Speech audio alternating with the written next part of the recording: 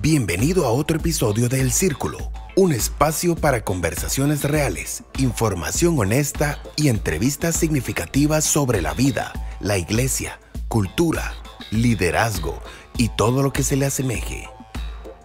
Si tenés algún comentario, pregunta o duda, escribinos al correo info@interludio.org. No olvides suscribirte y si te gustó lo que hacemos, podés compartirlo.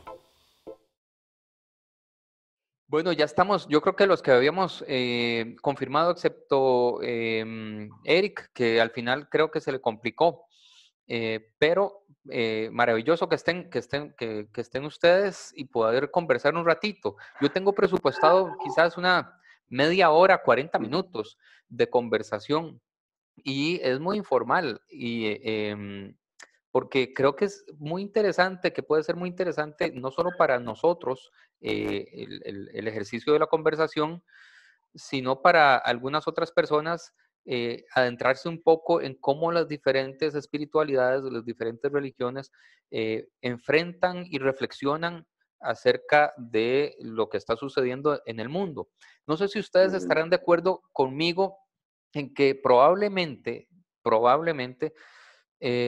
esta no es la primera vez que las religiones en particular tienen que detenerse en algún momento en sus reuniones presenciales, pero Correcto.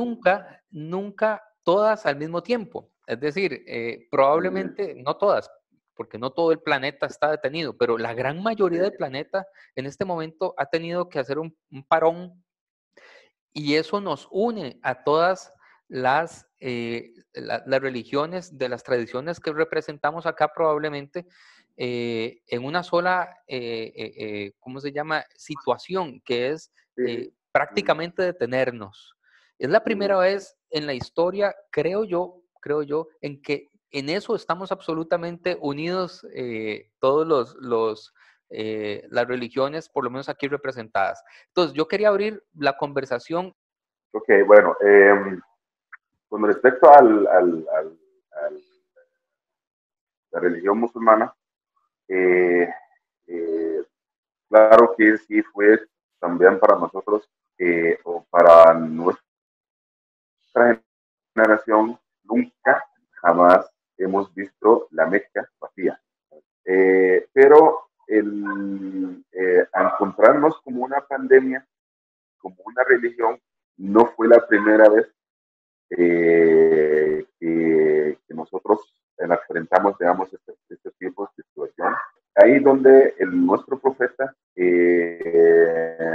nos dio varias cosas de seguir a la hora de tener, digamos, una pandemia. Primero, él dijo que el profeta dijo, si usted tiene la pandemia en una ciudad, no entre a esta ciudad. Y si la pandemia le llega a su ciudad, tampoco no sale de esta ciudad. ¿Okay? Entonces, fue muy claro en lo que es casi en lo que las autoridades hoy en día nos está recomendando. Y además también hay muchas preocupaciones de parte de los fieles musulmanes hacia cómo es posible que no vamos a ir a la mezquita y cómo es posible que la mezquita está cerrada. Entonces, fue una preocupación enorme que también hemos encontrado varios dichos del profeta nuestro donde dice que Allah otorga el mismo beneficio de la bendición a una persona que por alguna razón fue enfermo o viaja o está en viaje, entonces no pudo hacer lo que él solía hacer antes. Por ejemplo, si alguien solía ir a la mezquita todos los viernes, ese es eh, como su vida normal, que él va viernes, todos los viernes, normal, a las mezquitas. Si él se enferma o por alguna razón o viaje no puede ir, que no se preocupe, que hace la oración fuera de la mezquita y Allah lo otorga el mismo beneficio.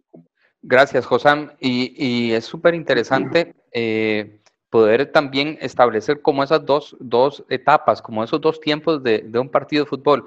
¿Cómo se gestionó en la emergencia? ¿Cómo se tomaron cómo se pudo virar hacia acoplarse a una nueva forma de estar haciendo?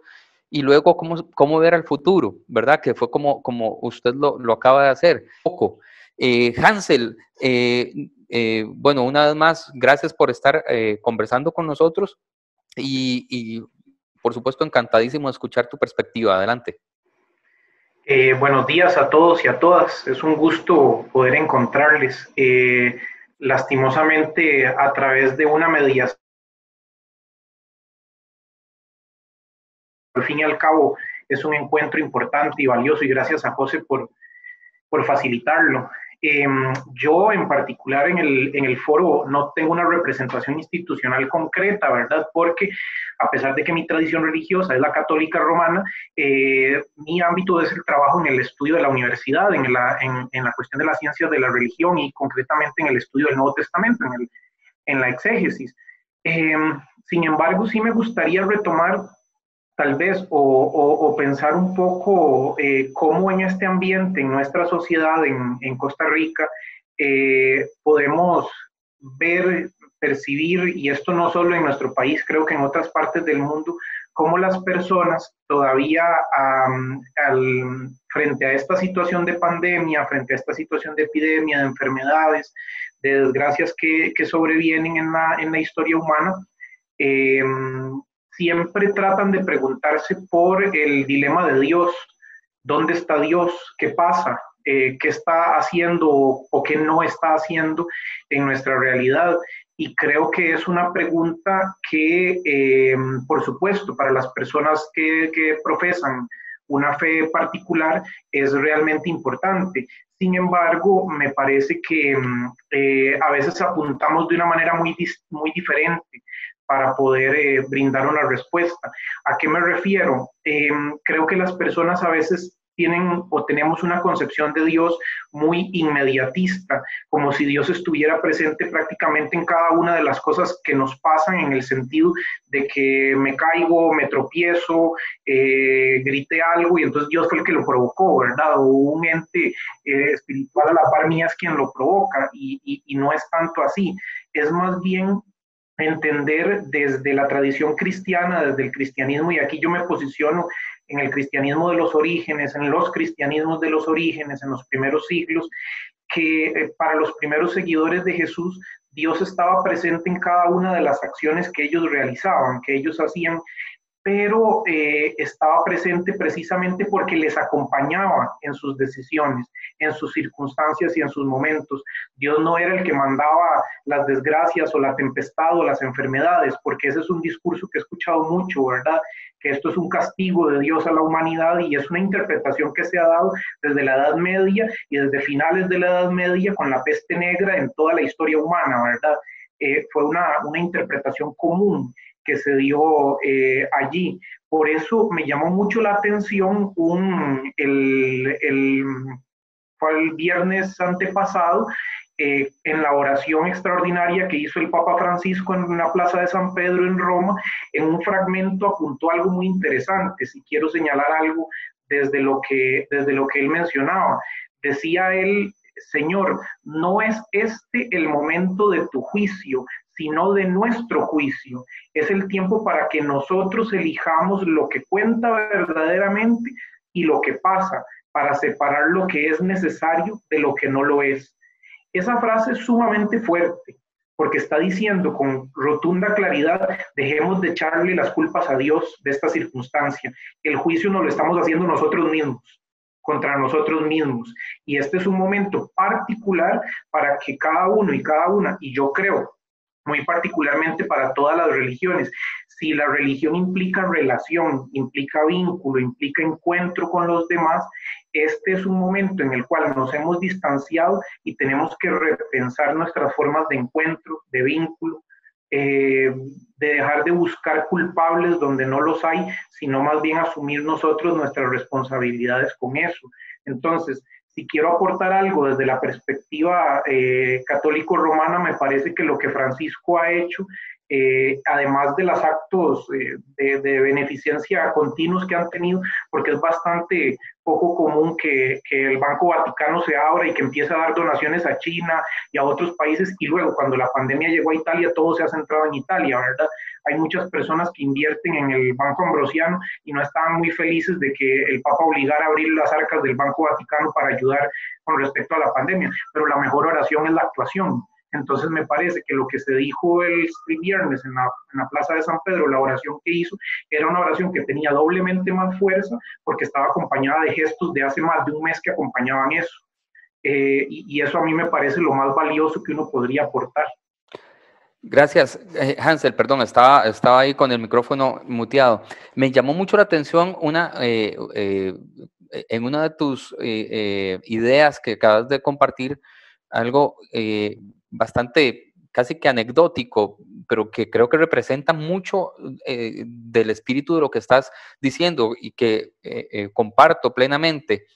Y es que cuando estaban, y Francisco menciona el episodio de la tormenta en la barca, y ninguno de los discípulos que estaban allí pensó que era un castigo de Dios inmediatamente, la tormenta misma, es decir, lo que se les venía encima era algo que estaba sucediendo de forma natural, habían visto muchas probablemente, y no necesariamente culparon a Dios, culparon a Jesús de estar ahí, pero no responder de alguna manera inmediatamente como ellos querían que respondiera. Pero el hecho en sí de la tormenta no era visto como un fenómeno como un fenómeno de castigo divino o algo parecido, pero sí la necesidad de intervención de Jesús que estaba ahí con ellos y que aparentemente lo veían absolutamente dormido. Hans Kung es un teólogo católico y menciona algo que he estado reflexionando mucho, lo digo rápidamente para poder dar la voz y el pase a las demás personas. Él dice que la mayoría de las religiones, si no todas, tienen realmente la intención de responder 4 preguntas básicas. 4 preguntas básicas. La primera es ¿de dónde venimos? La segunda es, bueno, ¿de dónde venimos? Tiene que ver con, ¿verdad? Todas las ideas de la creación y, ¿verdad? ¿De dónde venimos? ¿Hacia dónde vamos? Es decir, ¿qué sucede cuando morimos? ¿Qué hay más allá? La tercera cosa sería, ¿y qué hacemos con la culpa? Y la cuarta, ¿qué hacemos con el dolor? Y a mí me gusta pensar que cada vez que he estado pensando en eso, cada vez que hay un momento de crisis, ya sea de un país, de una región, incluso de una familia, y en este caso de una manera global, esas 2 últimas son las que saltan más a la luz. ¿Qué hacemos con la culpa que cargamos? ¿Y qué hacemos con el dolor que estamos experimentando? Porque la culpa es la que probablemente nos va a llevar a reflexionar, a hacer reflexiones del tipo, esto es un castigo de Dios, porque somos culpables. ¿Y cómo gestionamos nosotros la culpa? Y por último, ¿y qué pasa con el dolor? ¿Dónde está Dios en medio del dolor? Y por eso esas 2 últimas me parecen que son más acuciantes, como más sensibles en este momento. Bueno, desde la perspectiva de la fe Bahá'í, yo como creyente en la fe Bahá'í, este es uno de los pasos, estas situaciones, estos sufrimientos, son pasos que la humanidad tiene que dar en su proceso a encontrar el verdadero sentido de su vida. Entonces, la propuesta es de que pasará, de mirar con esperanza el futuro y de hacer una reflexión, un análisis de las circunstancias que han provocado en el ser humano. ¿Qué le está haciendo el ser humano realmente a la naturaleza, al mundo, para que haya esta respuesta? Un poco esa reflexión y también un cuestionamiento de qué estoy haciendo yo a nivel individual, qué estoy haciendo yo por la humanidad. Eso es lo que hay en los escritos Bahá'í con respecto a estas situaciones, no solo a esta de la pandemia, sino a muchas otras situaciones que se presentan en el mundo y que son dolorosas. Entonces, me ha encantado el punto de vista de de todos ustedes y me encanta porque, como les digo, es la primera vez. Estoy muy contenta de que nos podamos reunir de esta manera y de escuchar las posiciones de todos y cada uno de ustedes. Así que eso sería básicamente mi punto de vista. Realmente yo como individuo estoy obedeciendo las órdenes.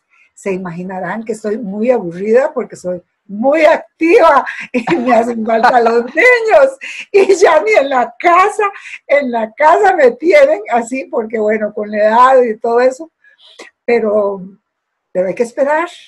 Hay muchas cosas que hacer, es con esperanza. Estoy planeando cuando esto se acabe, todas las cosas que yo puedo hacer por los niños, por los jóvenes, por la humanidad en general, ¿verdad? Entonces, con mucha esperanza, orando, meditando, confiando en Dios, así es como yo lo interpreto, que todos y cada uno de los bahá'ís debemos vivir esta experiencia. No sé cómo lo están haciendo los demás, pero eso es lo que yo he entendido en los escritos. A mí, gracias, doña Vilma. Y qué lindo todo digamos, el entusiasmo que también podemos aportarle a mucha gente que está haciéndose preguntas en este momento. ¿Qué hacer? ¿Cómo puedo, desde mi espiritualidad, encuadrar mi forma de enfrentar esto? Y creo que las religiones tienen un aporte importantísimo en momentos como este. Crucial, diría yo, crucial.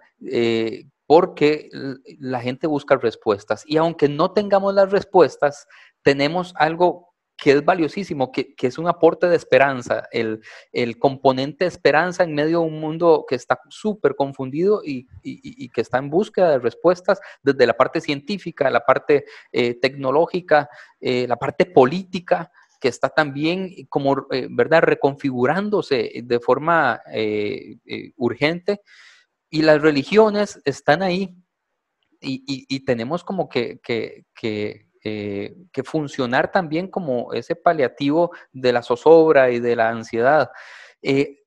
¿Cómo hacemos o cómo han visto ustedes, cómo piensan que ha impactado el hecho de tener que recluirnos en casas y no vernos en reuniones comunitarias en cada una de nuestras tradiciones? No sé si aquí ahora sí libremente quien quiera aportar en eso. ¿Qué creen ustedes que esto pueda implicar y qué cambios podrían realmente traer a la forma de vivir nuestra religión, nuestra espiritualidad? Sí, yo personalmente, influida mucho por los escritos bahá'ís, yo pienso que, bueno, repitiendo un poco, de que esta circunstancia debe servirnos como para la reflexión, para la meditación y para proponernos alternativas. Cómo mejorar también la ayuda a la humanidad para participar activamente en el progreso y la espiritualización de la humanidad. Siento que todas las religiones, eso nos da un mensaje de que todas las religiones en esencia son lo mismo. Siempre buscar lo más elevado del ser humano. Como en las crisis, en las dificultades, siempre tenemos que buscar nuestra fortaleza espiritual interior. Y con ella creo que logramos. En los escritos de todas las religiones hay respuestas a cómo enfrentar las crisis y las dificultades.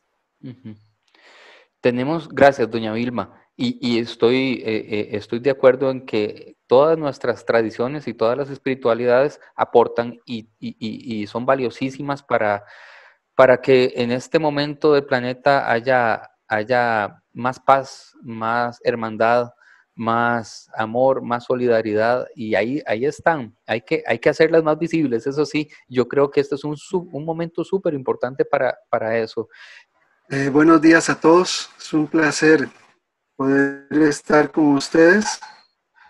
Mi nombre es Luis Leiva, soy sacerdote de la Iglesia Católica Ecuménica de Cristo. Es una iglesia independiente, no romana. Y pues esta época de pandemia pues nos ha traído un cambio radical. El hecho de no poder reunirse pues siempre causa este sentido de comunión que se supone tienen los sacramentos, ¿no? Los sacramentos de por sí se viven en comunidad. O sea, no es lógico, por ejemplo, celebrar la Eucaristía solo, porque no es para vivirla solo, es para vivirla en comunidad. Sin embargo, hay un texto muy bonito, un himno de las laudes o de las vísperas, ahorita no recuerdo, que dice claramente que cuando voy al altar, aunque vaya solo, siempre voy con un nosotros, y no con un yo.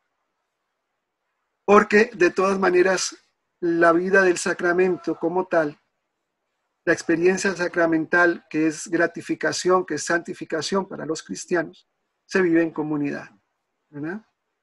Entonces, en esta época, pues, es un poco difícil para los cristianos católicos de cualquier iglesia o cualquier denominación católica no poder participar.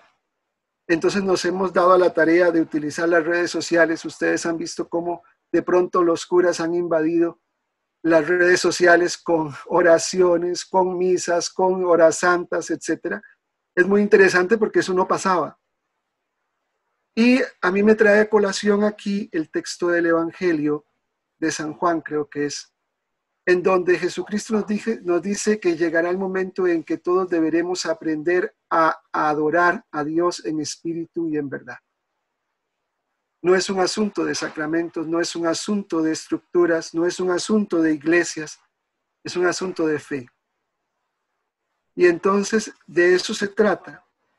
Y de eso estamos tratando nosotros de, por lo menos yo, dentro de la iglesia, de hacer ver a la gente que a pesar de que no estamos juntos, podemos, juntos desde el punto de vista físico, sí podemos estar juntos desde el punto de vista espiritual. Y a pesar de que nos vamos a unir en el Facebook Live, en el YouTube Live o como queramos reunirnos, siempre hay esta posibilidad de estar juntos. Porque la unidad en la fe es completamente distinta de la unidad física. La unidad de la fe es una unidad que nace desde la eternidad, que no se da en un momento, se da siempre. Y es ahí donde para nosotros es sumamente importante que la gente comprenda. Y por lo menos los fieles que participan con nosotros han comprendido que primero deben cuidar su salud para después poder volver a participar en comunidad. Entonces estamos haciendo todos los esfuerzos por tratar de hacer llegar las celebraciones, a pesar de que no estén las personas allí, a pesar de que se diga que el sacramento es válido si está la persona participando del sacramento, a pesar de que se escuchen muchas otras voces en torno a que no es válido tener sacramentos por videos. Sin embargo, creemos que la gente necesita escuchar la palabra, necesita participar de algún modo para seguir manteniéndose en unidad. Muchas gracias. Gracias a usted, valiosísimos aportes. A mí se me ocurren dos cuestiones más que quisiera poner ahí en la mesa. Si tuviéramos aquí una mesa y tuviéramos el cafecito entre todos, que ya nos hace falta, ¿verdad? Pero dos cuestiones que se me vienen a la cabeza escuchándolos a ustedes. Lo primero es, ¿será que esto también, toda esta transición que estamos viviendo global, nos lleva a, desde la parte de la práctica religiosa, desde las espiritualidades, a discriminar también un poco de lo que era más accesorio, de lo que era esencial en nuestra práctica? ¿Cuánto habíamos adherido a nuestra práctica que ahora no podemos hacerlo por A, B o C? Y que entonces tenemos que repensar un poco qué era lo básico y lo esencial de nuestra práctica. ¿Cuánto de eso puede estar sucediendo y qué resultados podrían tener a futuro? Y lo otro que se me repite una y otra vez en la cabeza es cuánta reflexión diferente, nueva puede ser aportada a partir de ahora desde nuestras espiritualidades. Me imagino, por ejemplo, cada vez que hubo una guerra mundial o cada vez que hubo alguna tragedia enorme, las teologías vuelven a pensar y vuelven a aportar cosas. Decía Karl Barth, que es un teólogo protestante del siglo XX, que las bombas de la Segunda Guerra Mundial cambiaron su teología. las bombas del coronavirus pueden estar cambiando ciertas teologías. Esa sería una pregunta que lanzo ahí a la mesa. Esas dos cuestiones, básicamente. Lo de discriminar lo esencial de lo accesorio y cómo podría estar cambiando algunas teologías todo esto. Si me permiten, un cambio radical que se va a dar en torno, por ejemplo, a las procesiones, que para los católicos ha sido siempre de mucha importancia. Sabemos que las procesiones son fruto de la famosa teología del miedo, que surgió incluso consecuencia de la peste negra. Mientras que en la peste negra todo el mundo se reunía para pedirle a Dios que nos limpiara de la peste, hoy por hoy, al contrario, no podemos reunirnos, no podemos salir a hacer las procesiones. Entonces, lo más interesante es que va a haber un cambio de dejar de dar tanta importancia a un tema tan accesorio, como lo llamaste vos, José, ¿verdad?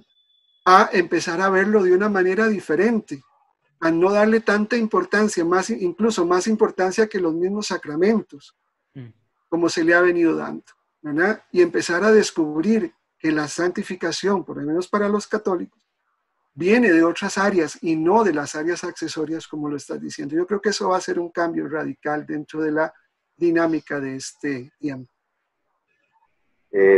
Bueno, en cuestión de como usted dice, los accesorios, la verdad es hemos estado adorando a Dios con ya forma rutinaria. Mucha gente nada más se van porque ya es la rutina, es porque eso es lo que uno debe hacer, y empezó la cuestión religiosa a guardarse igual en templos, iglesias, mezquitas, y como algo rutinario que nos toca mucho el corazón, al salir del mismo templo, ya vuelve uno y envuelve en la vida cotidiana que tiene y va para allá y confiesa. Y esta no es la idea. La idea, Dios quiere que nosotros adoramos durante nuestra forma de vida, no en una iglesia. La iglesia es para reunirnos, ¿okay? Reunirnos, conocer cada uno, cómo está el otro, abrazarnos, y lo que es el apegado social entre una persona y otra, todo eso. Dios quiso mostrar que este no es lo que yo quiero, que usted nada más se va a la iglesia y usted me adora mientras está en la iglesia. Ok, voy a cerrarle la iglesia. Okay. ¿Qué vas a hacer? Okay. Si usted va a adorarme aquí nada más y el resto de la semana usted está afuera en su trabajo, no está haciendo lo que le quiero, que es dividir esta oración que solamente hacía en el templo en toda su parte de la vida. Pasar tiempo con la familia, y en la parte de la forma musulmana que nosotros veíamos, otorgar una felicidad a una persona es una adoración para Dios. Sí, tal vez a mí con respecto a la pregunta que mencionaba sobre cómo las teologías se ven trastocadas por las situaciones de crisis. Bueno, es que digamos que una teología que no nazca de la vida no es una reflexión profunda, ¿verdad? La teología, nuestra reflexión acerca de Dios, nace acerca de nuestra vida cotidiana, nace a partir de ella, de las relaciones con los demás, ¿verdad? Entonces, efectivamente, en medio de toda esta situación, la historia humana ha sido testigo de ella. Cada uno de los momentos de crisis de nuestras circunstancias, como decía Josam, ha hecho que nos reinventemos. Hay un texto muy interesante que podría recomendar para las personas que les gusta un poquito esto de la historia y de reconstruir los orígenes de ciertos conceptos y de ciertas cosas. El historiador francés Jean Delimot escribió un texto que se llama El miedo en Occidente, que son las clases que él daba en el Collège de France durante varios años. Precisamente le dedica un capítulo al miedo a la enfermedad y a la peste. Entonces, él en ese texto reconstruye cómo Desde la Edad Media se han generado miedos y por supuesto se han generado salidas a esos miedos. Lo que decía don Luis es absolutamente cierto. Las procesiones nacieron como un recurso para poder, a través de un símbolo, depositar el miedo que se tenía y poder tratar de salir de allí, ¿verdad? En medio de todo eso. Entonces, no es, digamos, en este sentido, eliminar las prácticas de espiritualidad, sino transformarlas, darles un nuevo sentido. Ahora en esta circunstancia, creo que eso es un reto para todos y todas los cristianos y cristianas. Ahora, ¿cómo repensar nuestras liturgias, nuestras formas de culto? Porque vamos a volver a encontrarnos, sí, pero tiene que, este golpe que nos ha atestado, la situación que ha quedado, donde han quedado totalmente alteradas las relaciones humanas, ¿cómo reconstruirlas? ¿Cómo volver a que la liturgia sea un espacio de encuentro sincero, de una celebración que vaya más allá del simple ritualismo, sino que vaya y que realmente transforme a la persona y que las relaciones sean otra vez restablecidas, ¿verdad? Entonces me parece que las teologías evidentemente son trastocadas y la pregunta sobre Dios es una pregunta que siempre va a estar allí en el tintero, porque en el fondo las respuestas acerca de eso las tenemos que construir usted y yo, cada uno de nosotros, y darle una respuesta a esto. Por eso es tan fuerte y tan importante el hecho de que la espiritualidad, como decía ahora, retomo algo de lo que decía Hossam, uno de los grandes golpes que se ha dado a la espiritualidad en estos días es que la espiritualidad no es solitaria, la espiritualidad es comunitaria. Y si no nos damos cuenta de esto, que en este momento la enfermedad nos ha puesto a reflexionar que nos necesitamos todos. Aquí no es una cuestión de clases sociales, porque la enfermedad no distingue clases, no distingue etnias, no distingue nada, sino que es la necesidad de que hasta el último, el más pequeño de la sociedad, esté sano para que todos los demás estén bien. Dicho de otro modo, yo estoy bien si los demás están bien. Y eso tiene que afectar la espiritualidad y el culto de las iglesias. Wow, son muchos puntos que son casi que cada uno por separado un tema para un diálogo, ¿verdad? Desde la parte de la práctica religiosa, y me parece absolutamente fascinante la historia que iré luego a leer del nacimiento de las procesiones y otras formas de escape al dolor y a la necesidad que hemos ido incorporando durante los siglos. En el chat están haciendo algunas preguntas que también me parece muy interesante y creo que con esa podemos ir cerrando el diálogo de hoy. Pero en el chat están hablando, digamos, ok, ¿y qué pasa con la gente que tiene el virus? Será también de forma individual, ya no tanto de forma global, al mundo Dios le mandó una pandemia como castigo por su pecado, por su maldad, por lo que sea. Pero en términos personales, individuales, quien tiene el virus posiblemente puede ser visto por algunas personas o por algunos colectivos como castigado por Dios o desprotegido de Dios, desprotegido, abandonado de Dios. Falto de fe, no sé, ¿verdad? Hay tantos otros recursos fáciles y rápidos como atajos a la respuesta que religiosamente nosotros como seres humanos recurrimos a ellos de una forma facilista, ¿verdad? Muy facilista. Pero también viene la pregunta sobre la discriminación, ¿verdad? En este tiempo alguien proponía, este es un filósofo surcoreano, si no me equivoco, de apellido Han, proponía que aquellas personas recuperadas de la enfermedad les pusieran una pulsera roja o de un color distintivo para que todo el mundo supiera que esas personas ya no eran portadoras del virus y que eran inmunes y por lo tanto podían regresar a trabajar sin que supusiera un peligro para nadie más. Pero el que no tiene la pulsera sería visto como un posible peligro para todos los demás, ¿verdad?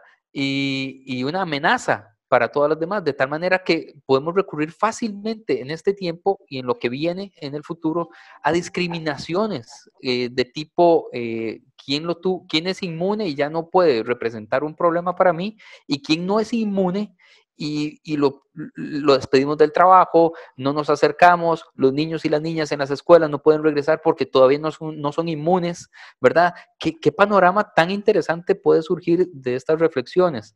Desde la parte religiosa, pero también desde la parte política, ¿verdad? No sé qué se les viene a la mente a ustedes. La pandemia del VIH, ¿cuál fue la condición? En los años 80 la situación fue simplemente de discriminación. Cuando los judíos empezaron a crecer en Egipto, ¿qué fue lo que se dio? Discriminación.